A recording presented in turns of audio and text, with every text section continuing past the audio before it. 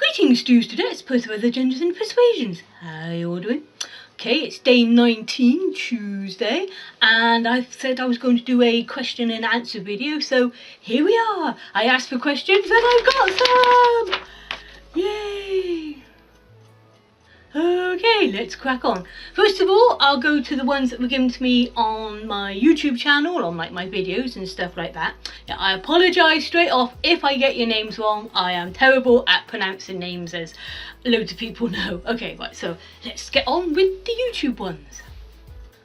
First question is from Palmstar125, and they ask, what's my favourite animal? Probably a dog. Because dogs are like super sweet and cuddly, and you get little puppies and that and a red new tarantula. This one's from Cohen Lutgens. Again, apologise if I got your names wrong. He asks, have I any tattoos? Yes, I do have tattoos. I have two. I have a black widow spider on my right ankle, and I have a bat with a moon and a star on my left arm. Lillian asks, what is the most fun in making videos and how do you do it every day? Firstly, it's not easy doing them every day. I'm now beginning to see into the world of daily vloggers and how difficult it is. I did do a 30-day vlog challenge year before. But normally I only put out videos once a week, like on a Saturday. And this is more of a sort of like experiment to see if I can do them every day. Because I want to try and build my channel up as everybody does. You know, I mean, I got 230 odd subscribers now. And I want to try and get a few more if possible. As for how much fun I have, well, doing these sort of like daily ones, I have to admit, depending on what I'm doing, it depends on how much fun I have. When I am making my comedy videos or whatever, like my interview with Choose and things like that, that I make on a weekend, on a Saturday, those I have the most fun with. I find if I'm playing the video back and I'm laughing at myself, then I know that I've done right. Yeah, hope that answers your question.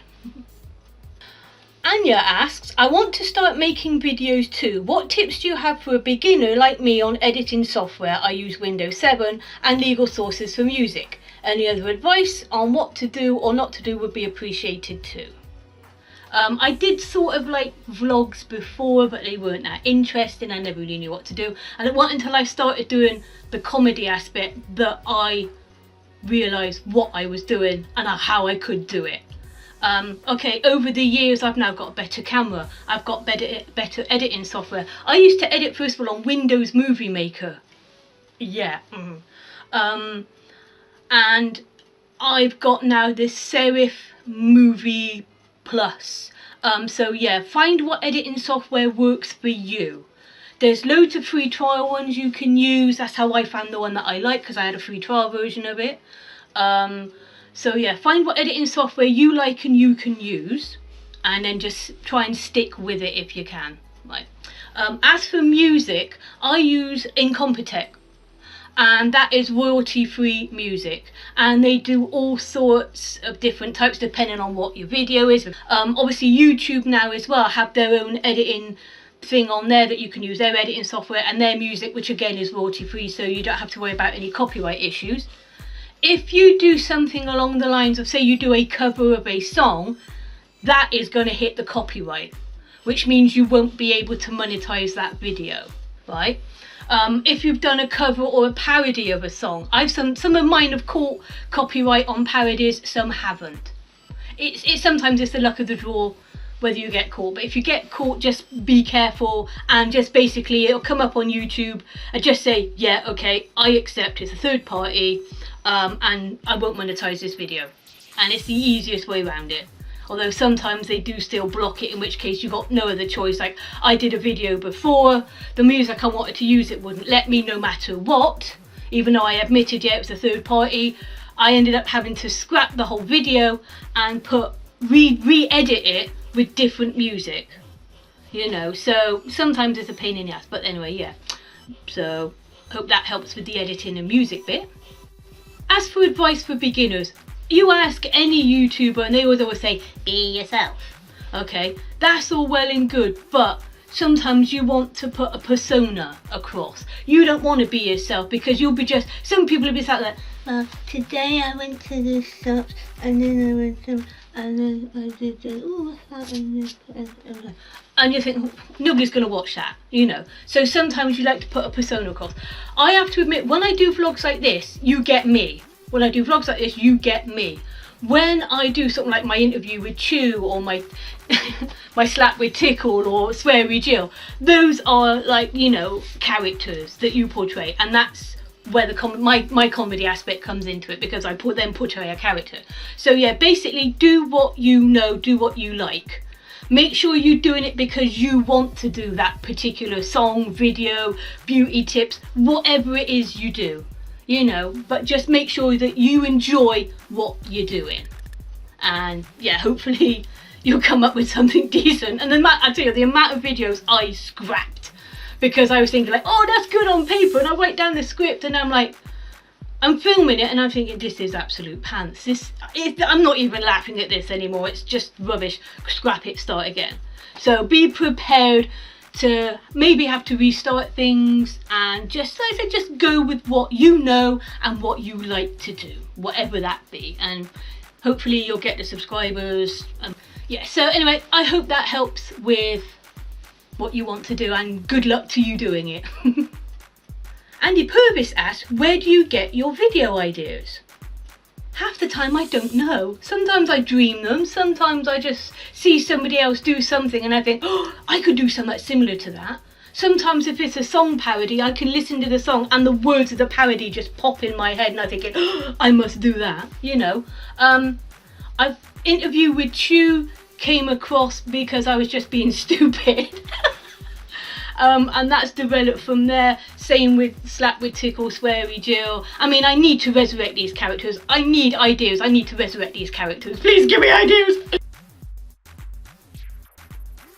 Alaska Alexandria asks, first she said, this is not a question, but I really enjoy your vlogs and videos. Oh, thank you, sweetheart. Oh, thank you. Oh, thank you. Just thank you. And then she actually does ask a question. She says, how do you deal with hate, like with your son's autism, and negative people who judge people with it?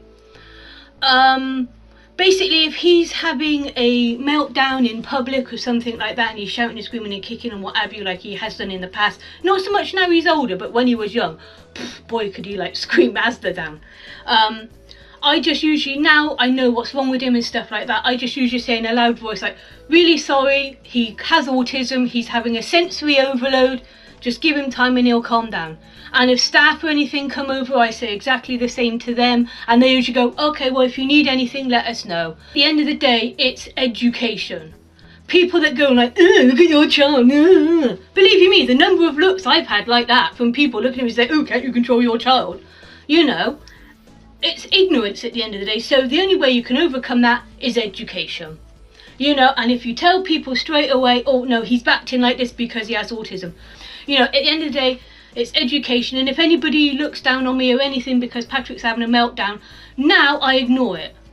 A couple of times in the past, I have had a few choice words with certain people, you know, usually along the lines of, he's got autism, what's your excuse? You know, along those sort of lines. But yeah, at the end of the day, education, you know, otherwise people are ignorant and they don't really know. But thank you for the question, hope that helps.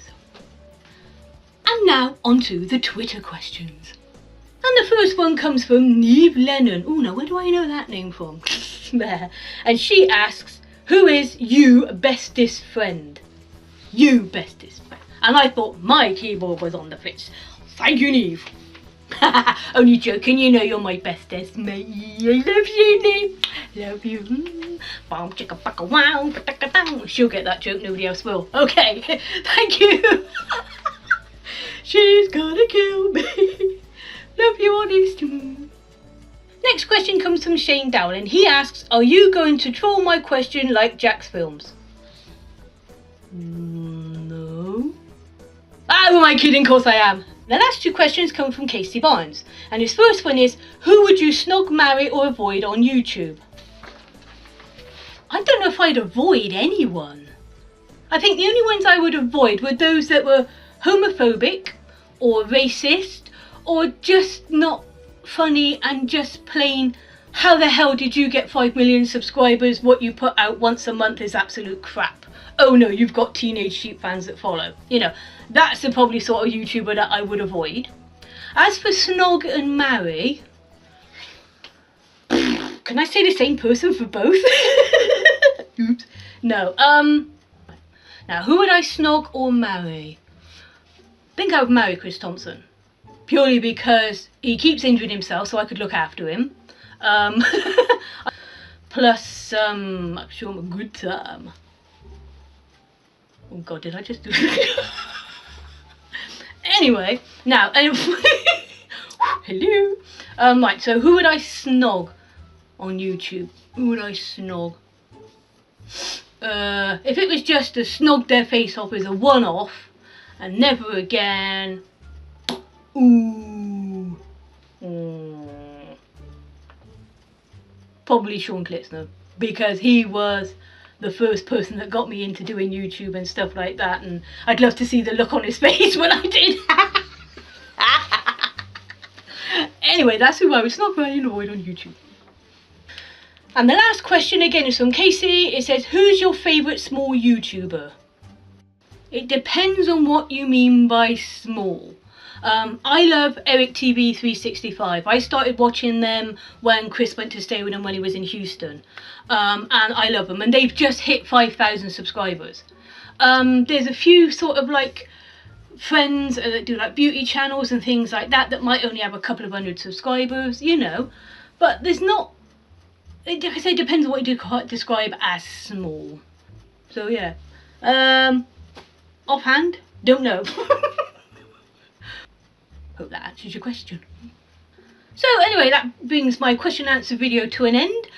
Thanks for all of those that did actually send me in questions. I got more than what I was actually expecting. Apologise if this video is a bit long. I'm going to have a hell of a job editing it and cutting out as much crap as I can.